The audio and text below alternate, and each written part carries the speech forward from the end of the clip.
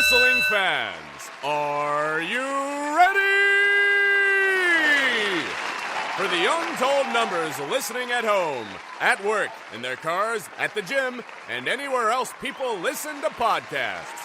From Keene in the Shire, ladies and gentlemen, it's time to get hyped for the Penguin Club Podcast. Oh, we're just getting started, baby. Because I stay hyped! Welcome to the Penguin Club Podcast. Online at penguinclubpod.com. Yes, I know that takes you to the Patreon, but from there you can find all of the links that you need. You can find links over to the RSS feed. You can find links over to the Twitter, the Facebook, the what else? Yeah, like I say, all of the RSS feeds. Just the regular one, the Google Play, Stitcher, TuneIn, iTunes. Maybe you want to get your hands on some Penguin Club Podcast merchandise. There's a link to that as well. And yeah, if you shop on Amazon, just click the Shop on Amazon link. And then, we wind up getting a couple of cents off of everything that you buy there. And I know I've mentioned previously the Fight app, which I have used occasionally to watch some of the Ring of Honor television. Yes, I know I don't really discuss the Ring of Honor TV on this show, but I have used the Fight app to watch some Ring of Honor. There's a link to the Fight app, and they've got this really cool thing to where when you sign up, you wind up getting some free money, and then I wind up getting some free money because I sent you. And I just clicked on the link to double check how much free money you get. It is $15 of credit that you wind up getting there in the Fight app, which means that maybe you want to watch one of the specials from Ring of Honor or one of the many, many other wrestling promotions there on the Fight app. You got $15 free just by clicking the link there on penguinclubpod.com. And we love cryptocurrency, so if you don't want to join the Patreon through the traditional means, then you can send some cryptocurrency. And then if you shoot me an email letting me know that you're the one that sent over the cryptocurrency, I will give you the shout-outs that you deserve, whether you join at the jobber level of $1 per episode or mid-card, $5, mid-card champion, $10 an episode, all the way up to Hall of Famer, which is $100 or more per episode. You get shout-outs, and you get 2 suites, and 5 suites, and 10 suites, depending on however many. And yes, I know I said like 5 suite and 10 suite. That's because I don't want one of those cease and desist things for continuously saying 2 suites, so I'll just, whatever the number is, right? penguinclubpod.com. So I know normally I'm previewing an upcoming pay-per-view. However, because the next pay-per-view is not for several weeks, I decided, you know what? I'm going to do an AMA. And thankfully, the people over at the Then Now Whatever podcast sent the following question via Twitter. You can find Then Now Whatever on Twitter at tnwpodcast.com. Yes, I know I said at there twice because the at sign is part of the name on Twitter, because that's how Twitter works. It's strange like that, right? So actually, before I get into the question and the answer, funny story about Then Now Whatever. So there's I don't know if it's a prediction league or exactly what to call it, but there's a number of podcasts that wind up sending in predictions for pay-per-views. The WWE pay-per-views, not Ring of Honor, not New Japan. And, well, there was a email sent out by the Josh and Stu podcast with the prediction sheet sent out to all of the participating podcasts. I sent mine in, and then I noticed that there were a couple of emails that came in where somebody had hit reply all to wind up sending out their predicted results. And there was one of the emails that came in. I didn't pay any attention to it. It was sent only to me. Didn't realize that until after the pay-per-view, the Royal Rumble, and got the results. And in a group Twitter chat, someone from Then Now Whatever sends a message. Hey, did you not get my predictions? And the people that were compiling, that's the word I'm looking for, compiling the results said, nope, didn't get it. Then Now Whatever then sends a screenshot. Oh, we sent it to somebody named Daryl. Yep, that's me.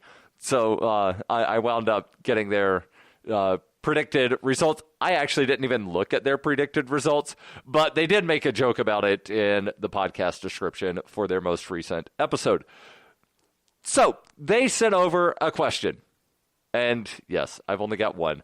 And yes, I am trying to, sort of drag this answer out a little bit, but it's going to be fun. So the question is, again, from the Then Now Whatever podcast on Twitter at TNW Podcast. Favorite spot in Elimination Chamber matches? Mine is the Spider-Man spot where they grab the chains. And the first thing that came to my mind was RVD doing that frog splash off of the top of one of the pods. That was the very first thing that came to my mind. The next thing, while also memorable, is one of the absolute worst, horrendous spots ever in the Elimination Chamber.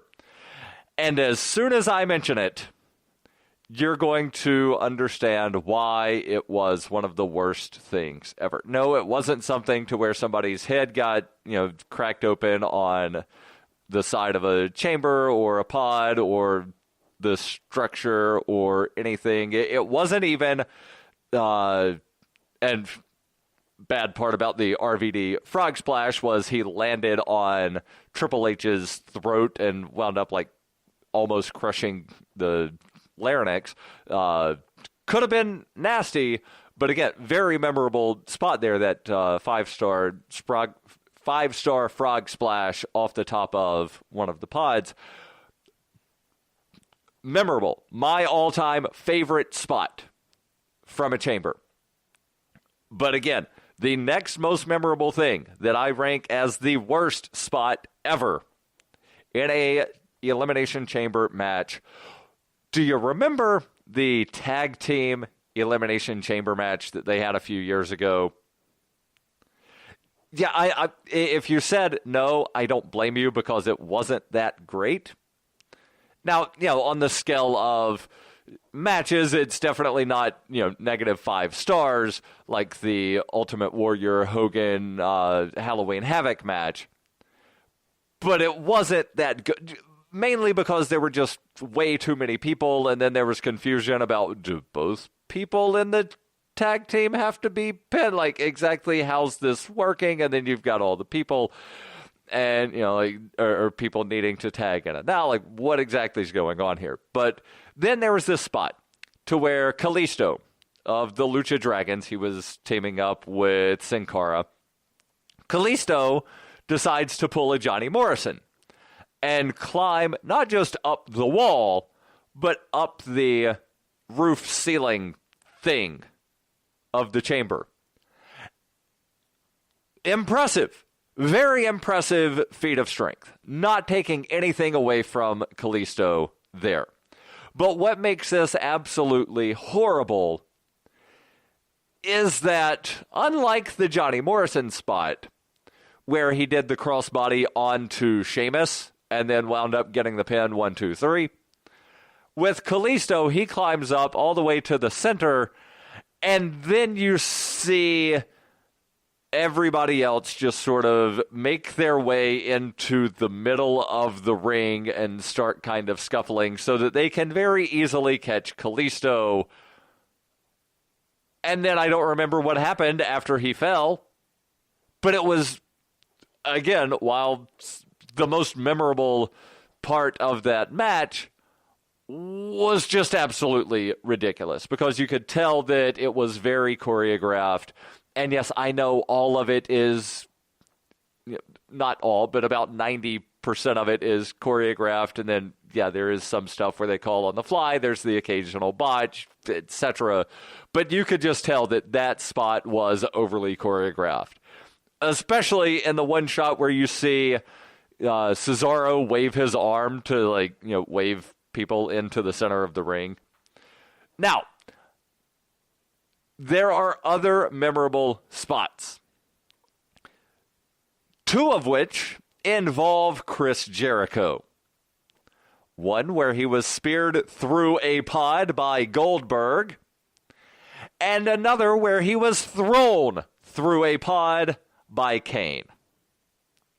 And then I decided to get a refresher on some of the more memorable spots at Elimination Chamber matches. And I'm going to pause here real quick before mentioning some of the more memorable things that I was reminded of either via the WWE's couple of videos of top 10 eliminations in an Elimination Chamber, or their top 10 OMG moments, or there was even a video from What Culture where they did, some of their top moments from Elimination Chamber matches. And I know this is what I'm about to talk about is something that I talked about a few episodes ago, the one where I was talking about gimmick pay-per-views. And I'm not a fan of gimmick pay-per-views, other than the Royal Rumble, and that's mainly because it's been there for so long, and it was one of the original pay-per-views. As far as the pay-per-views that are still in existence, it's, one of the big four, meaning it was one of the first ones that stuck around. Yeah, I know, there's that weird, what was it, This Tuesday in Texas that happened, once. But of the, original pay-per-views that have stuck around, Royal Rumble is one of them. And it sets up, since the mid-90s, it has been used to set up the WrestleMania main event. So that I like. The Survivor Series, again, it's one of those, it's been around for quite a while. Yeah, I know sometimes they have to sort of fabricate some storylines to make it fit with, we've got a 5-man elimination Survivor Series match. Yeah, okay, it's been around for a while. I can live with it. But some of the other ones, while I love the stipulations of TLC, Hell in a Cell, even the Elimination Chamber, having it as a yearly pay-per-view to where then, right, we know that they're going to have to fabricate some kind of storyline here to fit with the Elimination Chamber, where originally, and same thing goes with the TLCs and the Hell in a Cell, or Hells in a Cell. No, I think the proper plural would be Hell in a Cells. Either way, originally it was, wow, this feud is so intense, the only way to contain it is Hell in a Cell. Or, we've got so many people involved, the only way that we can make this work without destroying the entire facility is to lock them in this Elimination Chamber. Or the very first TLC matches with the Hardys, the Dudleys, and Edge and Christian.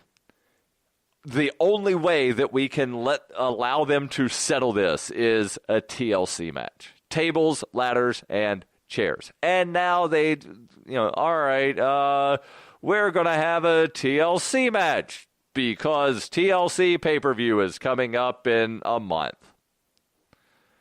So it takes some of the thrill and excitement out of the gimmick, if you will. So that aside, and again, I talked about it at length a while back. So what are some of the other very memorable things that happened at Elimination Chamber matches? Now, obviously, the greatest thing ever is going to happen on Rusev Day in a couple of weeks when Braun Strowman flips over the entire Elimination Chamber because Braun Strowman flips over everything. And yes, I know he's not actually going to be able to flip over 250 billion tons of chain link, or however much it is. Have you ever noticed that they always mention how much that structure weighs? This structure weighs more than the entire Earth. And Braun Strowman can flip it over.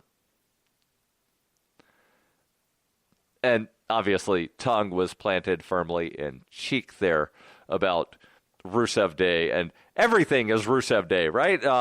Sheamus's birthday was on Rusev Day at the Royal Rumble. My birthday was yesterday on Rusev Day.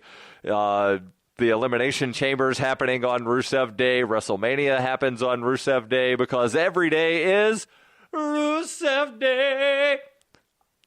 And yes, I just sang that. That was not a clip of Aiden English singing, just in case you were curious.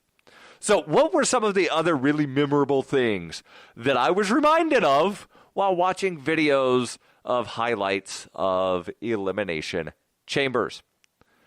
Well, I've taken some notes here, and probably of the ones that, you know, I already mentioned RVD's Frog Splash, Jericho being speared and then thrown through a pod, different chamber matches, by the way, and the worst spot of Kalisto climbing to the top of the chamber and then, you know, falling very choreographed into everybody, and then I don't remember what happened other than the New Day won. Edge's Money in the Bank cash in, because not only did it happen at an Elimination Chamber, and not only was that not at a pay-per-view called Elimination Chamber, but it was the first ever Money in the Bank cash in. That's right. So let me paint this picture. New Year's Revolution 2006. January 8th.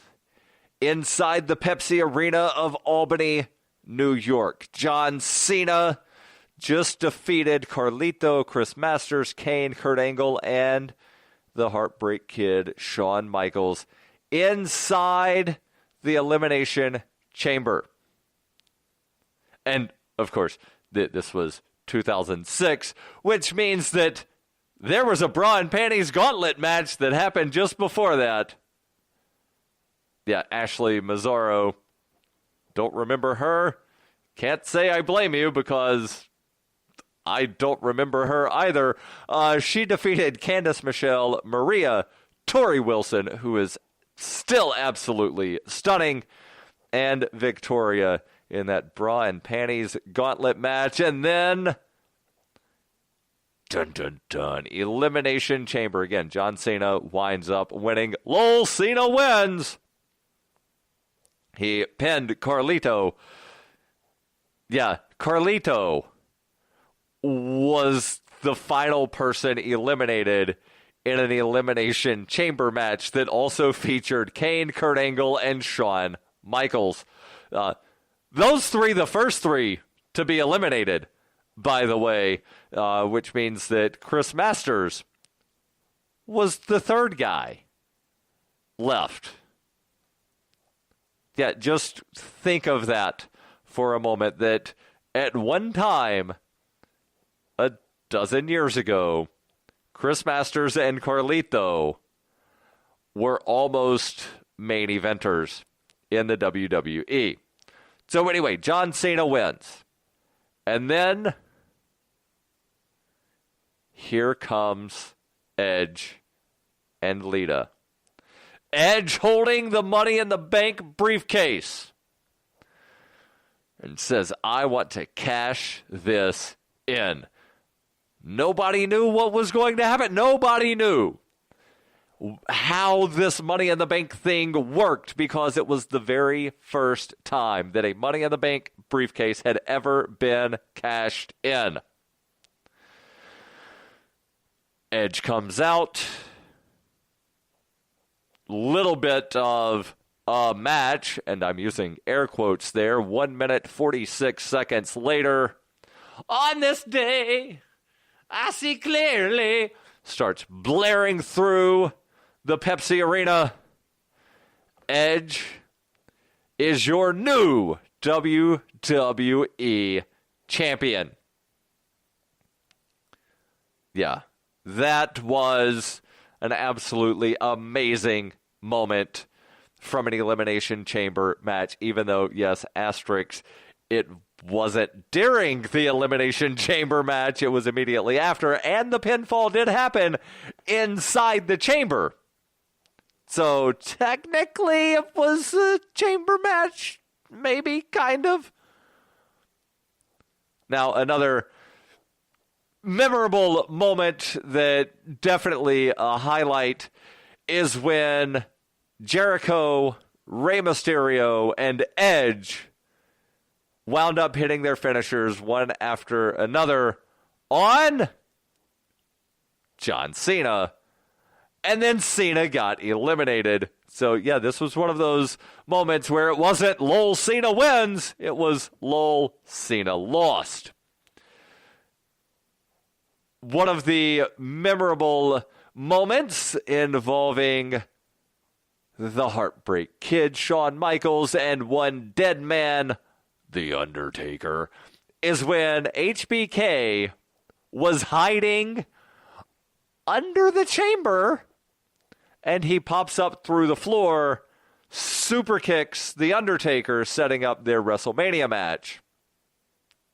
So that's one of the uses to where it wasn't necessarily the participants in the match that told the story during the match. It was somebody interfering in a no disqualification match that wound up setting up another story, but again, using the match as the story. Edge in 2009 was in 2 Elimination Chambers in the same night. Yeah, I know it was the same chamber, but he was in 2 Elimination Chamber matches in the same night. He wound up losing his title during the first match, and then I almost said he pulled a Kevin and Sammy, but more like Kevin and Sammy pulled an Edge attacking Kofi Kingston, and then saying, Kofi can't take part in this match. I'm in this match. And then he wound up winning that second chamber in 2009. Sabu did something, or rather, Sabu had something happen to him in another chamber match where he was scheduled to participate in an ECW chamber match, the Extreme Chamber, at December to Dismember in 2006, where Bobby Lashley defeated The Big Show, Test, RVD, Hardcore Holly, and CM Punk. Hardcore Holly having taken Sabu's place after attacking Sabu prior to the match. And again, that Extreme ECW Elimination Chamber also featured a spot where Test dropped an elbow onto RVD from the top of one of the pods. Now, to answer the question, and I realize that I've answered this question numerous different ways, but to go back and answer the question as I believe then now whatever intended the question to be answered, where they said favorite spot, and then they said that their favorite is the Spider-Man spot where somebody is either launched onto or into the side of the chamber, and then they wind up grabbing on and climbing up. I would say any move off of the top of one of the chambers, as far as like here's a recurring thing that has happened numerous times, that move off of the top of the chamber, definitely my favorite spot. But if I have to go with a specific spot from a specific match, it would be RVD's 5-star frog splash off of the top of the pod. Now, it's going to be interesting to see what happens at the Elimination Chamber coming up in just a couple of weeks, where there's going to be the women's Elimination Chamber match.